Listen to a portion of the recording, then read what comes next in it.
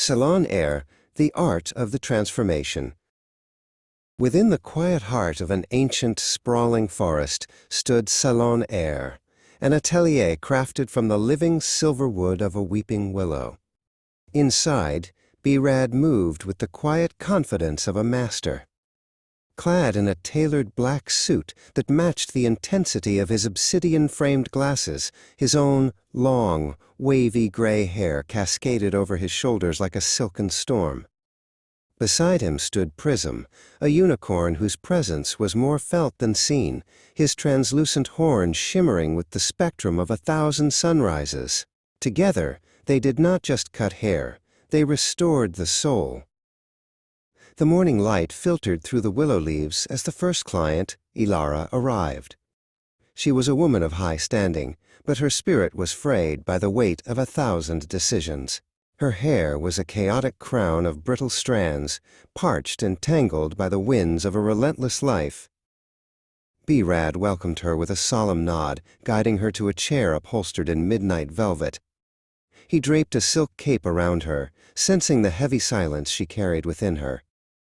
Prism stepped forward, his hooves making no sound on the polished floor. He leaned toward Ilara, his breath a cool, iridescent mist that smelled of cedar and rain. As the magical vapor enveloped her, the tension in Ilara's shoulders began to dissolve. The brittle, dry texture of her hair softened instantly, turning into a supple, flowing mane that hummed with a newfound vitality. The atmosphere in the room shifted from heavy to ethereal. Later that afternoon, Caius entered the sanctuary. An artist of great renown, he was currently lost in the labyrinth of his own mind. His hair was a wild, ink-stained thicket, matted with the residue of his creative struggles and forgotten nights.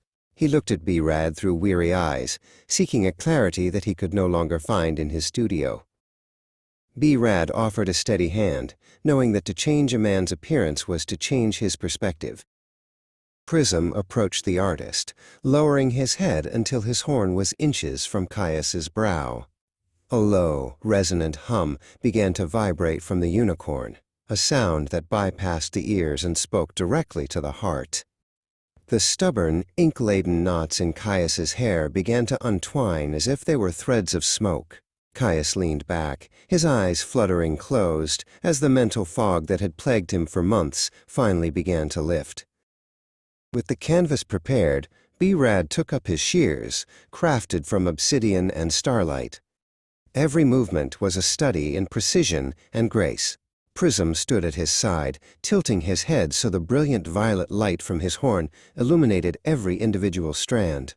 It was a silent choreography of man and myth, a collaboration where the line between technical mastery and ancient magic became beautifully blurred. When the final strand was placed, Birad presented a hand-etched mirror. Caius stared at his reflection, speechless. His hair was no longer a burden. It was a masterpiece of deep indigo and slate, reflecting a mind that was once again sharp and clear. He stood and offered Birad a look of profound gratitude, feeling as though he had been reborn in the quiet halls of Salon Heir. As the twilight deepened into a bruised purple, Birad and Prism departed from the willow tree salon. They walked through a valley where the grass was tall, and the flowers hummed with the day's leftover heat. The weight of the world's transformations rested lightly on Birad's shoulders. Even a master needs the solace of the wild to replenish the well of his creativity.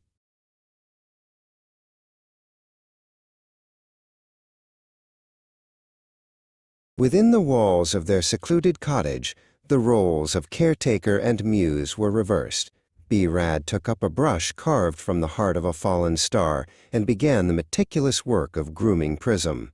He smoothed the unicorn's long, silken mane, removing the day's enchantments and tying in delicate silver charms that sang with a melodic chime. It was a ritual of bonding, a quiet acknowledgement of the power they shared.